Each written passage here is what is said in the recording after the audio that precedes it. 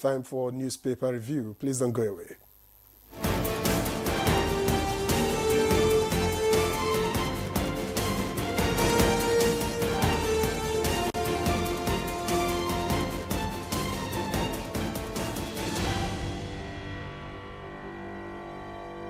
Chukudi Abuja is right here with us this wet Tuesday morning in Abuja. How you doing, Chukudi? I'm okay, Mrs. John. How are you doing? Very well. You know, in presentation, we dwell on first-name basis so that to promote comradeship and camaraderie. Right. We don't say Dr. Victor. Have you taken a PhD anyway? Not yet. About to. Good morning. Good to see you. Well, let's begin the review, and I'll start with the Daily Times, which leads with this bold headline: VP Shatima pushes cocoa processing, $25 billion gas pipeline economic drive. That story is on page 2. And just above the nameplate, I'm an asset to Tinubu's victory, will lead APC campaign in Rivers. That's credited to Wike, and it is on page 2. And then Mokwa, flood disaster survivors lament delays in emergency relief. That one is on page 11. All right, let's leave it here for the Daily Times and get going with the leadership. The leadership has as its main story, again, suspected herders kill 48 Benue farmers. Family in tears buries 11 members in one day. And 1,385 children recruited by Boko Haram in 2 years. That's according to the UNODC. And NAF airstrikes kill 20 terrorists, 2 vigilantes in Zamfara. Okay. And above the nameplate is still the Wike story. Wike hits back, says Amechi Atiku El Rufai, power hungry. Flood, we lost 200 lives, 1,000 still missing. That's according to the Niger government, and that's on page 6. Okay, Yenri. All right, so let's look at what the Guardian is offering this morning. I like the lead caption here, very interesting, and of course I'm sure it will make an interesting read. The kicker says, publish or perish. 97% of public universities default in online visibility transparency order. You want to find out what that's about? Page 6 has all the details in the Guardian newspaper this morning. Above the lead story, just below the masthead, we have NAF strike kills 20 bandits, 5 vigilantes in Zamfara. Amnesty International demands probe. That's on page 3. You want to find out why. And looking below the picture story this morning, we have 16 years after meltdown.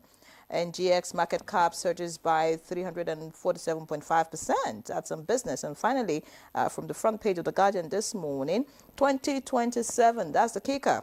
PDP's internal crisis worsen as Wike George trade words. That's on page 6. More interesting captions right here on the front page of the Guardian, but of course you need to get a copy of the paper to see all of that.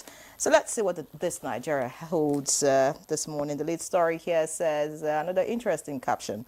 Ex-Governor Amechi hungry for power, not food. That's according to Wike. The writer, he should stop insulting Nigerians. Speaker, 8 years. Governor, 8 years. And Super Minister for another 8 years. Now he's hungry. All right, says Bodejo should read newspapers if he's jobless. That's on page 4.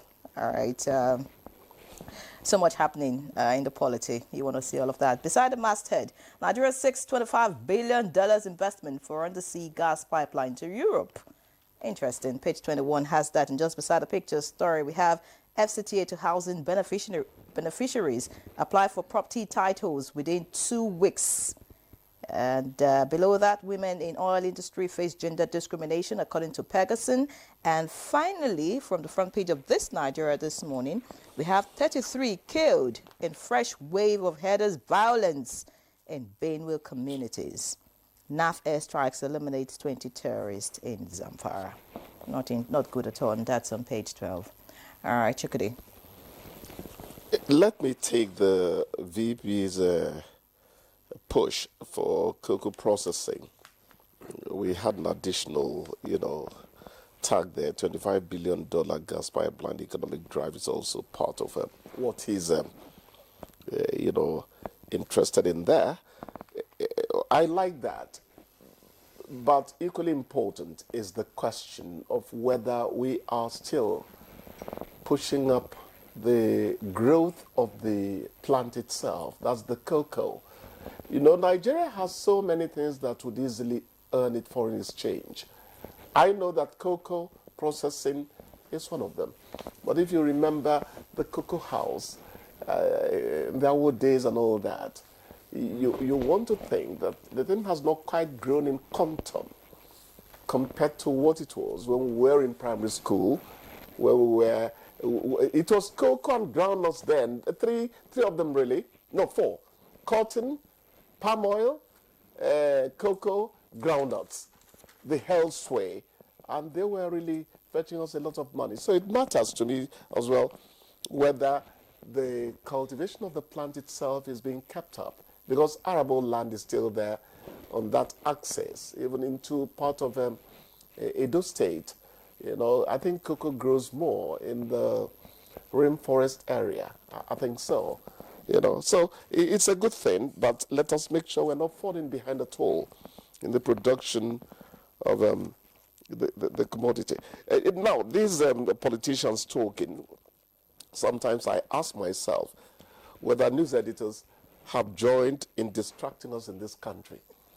I don't know. So Wike says Amechi is power hungry. Every politician is power hungry. They want power.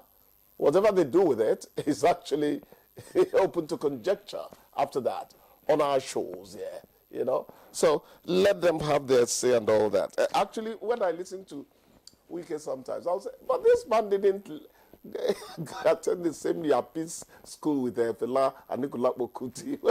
How did he release all these vibes? I think they're just entertaining us. Let's concentrate on entertainment. But this story is not entertaining, and I think that this needs some form of urgency. The Mokwa flood update. Yes. This report from The Guardian says over 1,000 Still missing. And 200 bodies now recovered. Yes. I'm talking about those that are still missing. I mean, just so that we do not, cause another health challenge. Because, these bodies will start decomposing by now if they're dead already. We need to find them and then, I don't know, just to prevent... Yes. Because they'll be flowing into water bodies. Yes. Right? And then there are some communities that depend on such water bodies to do other things. So you're assuming that by now those 1,000 people are missing, are dead people. Maybe not all dead, but... Exactly. The mentality is that it's still a search and rescue, but hopes should be waning by now, truly. To align with your thinking in the matter. Health challenge, very, very important to consider in a situation such as this. Human tragedy is never good wherever it happens and whenever it happens. What really irks me is how the number of casualties could be up to that. The other time we're talking about the ire, the anger of the elements. But I think it was you too who said, or was it Victor, who said that not handling drainage facilities well also seem to exacerbate what melting ice and all that is pouring on humanity. It's really a very sad thing. And when you consider that the rains are just starting, you begin to ask, if this could happen in May, it happened in May, not June, what would happen when August, July, come up? But is it's this unfortunate. just rain? Because some people are saying this is not just about the rains. Could it be that a dam was opened somewhere? This is unusual. What rain really have we seen to date? Victor, you and I know that we're not allowed to speculate. In the journalism class, we're told that. So if that has not been proved, we want to assume that it was natural rain that caused it. And the state of our drainage sewage systems and all that does not actually keep water back from where it shouldn't be. We need to. We said last year, it's become a routine. It's become, something we say annual ritual. it's become routine for us to talk about these floods. How preemptive are we? Why do we tend to react to issues we can work proactively to prevent. To you know, prevent. I was listening It's to a very report by one important. of our correspondents. I'm sure you saw that, Musa Baba Aliyu, you know, some days ago, maybe a day or so. And you know, in that report, he visited the community, and it was reported that some people built on the waterway. All right, and then that the river also, I mean, overflowed, you know, something like that. So, but looking at the fact that people built on the waterways, that's a challenge in itself. So if that was corrected from the beginning, maybe the number of people swept away would have Who been... approved it? Who approved it?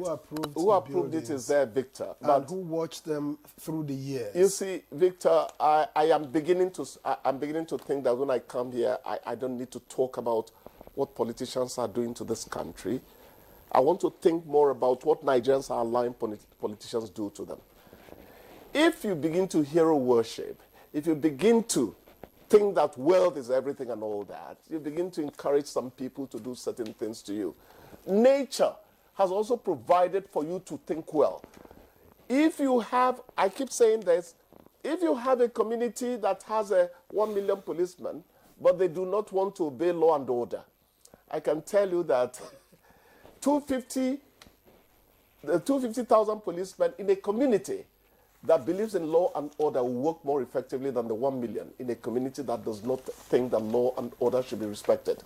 We need to meet some of these things halfway. Have we always been like this? Remember the days of the sanitary inspector. You couldn't take a rotten tomato into a farm market in Iseluku. Obogolo would not allow you. He was a dreaded sanitary inspector. We just lost so many things in this country. Things that made us. In those days, you are outside sweeping broom, oka, but that's what we call it. After sweeping your compound, some people would like to come and lie on it. We lost so many things, Victor. That's why I keep on saying that ethical revolution and all that, they are going to have to be recommissioned for us to get out of the morass we find ourselves in. My worry is that next year when we talk about flooding again, we'll start over again. Yes. What exactly do we do to ensure that the next one, even if it happens, does not hit us The first thing you do is to ensure that continuity is the order of the day. Where did the last governor stop? How can I add to what he has done? But we live in a situation where you tend to see politicians who come into office and they are interested in awarding fresh contracts. Fresh contracts tend to subjugate the process of work in something that does not require neglect for even 1 second. So continuity is part of it. How do we continue? That's why I liked the Buhari administration when it said, we are not so interested in new projects. We want to make sure we complete many of the ones that have been, and that was a good thing to say. I don't know how much they fared in that area in terms of success, but at least it was said. You understand? There are some naughty habits we have that do not enhance human development. All right, talking about human development, it's almost time for us to go, but I just hope that, you know, those who are beneficiaries of houses, you know, take the warning of the FCTA now, so that it's not when the minister begins to, I don't know, but the headline is FCTA to housing beneficiaries apply for property titles within 2 weeks. So people, there's actually a list in the Guardian, so I expect people to pick up the paper. If you have anything to do with the FCTA, to get your papers and your documents right, do it, so that, I mean, when the minister comes out and says, okay, we're revoking this or we're doing that, people don't begin to cry foul. Like, exactly. You know, there are 2 Wikes to me. Wike, the workaholic, that says we must have good roads, that says you have to do what you need to do to make governance and government to continue. Then the Wike, the politician. Is Wike, the workaholic, interested in people paying what they should pay? And that's what you're talking about now. And the most saddening thing about it is that the people who owe these monies, they are talking about massive houses. It's not all this jemu. No. They can afford it, but it has become routine for them not to do it. and impunity has always been on their side.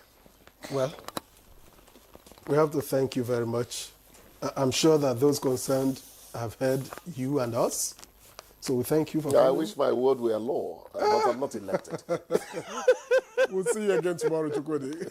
Good Morning Nigeria continues after this break. Please don't go away.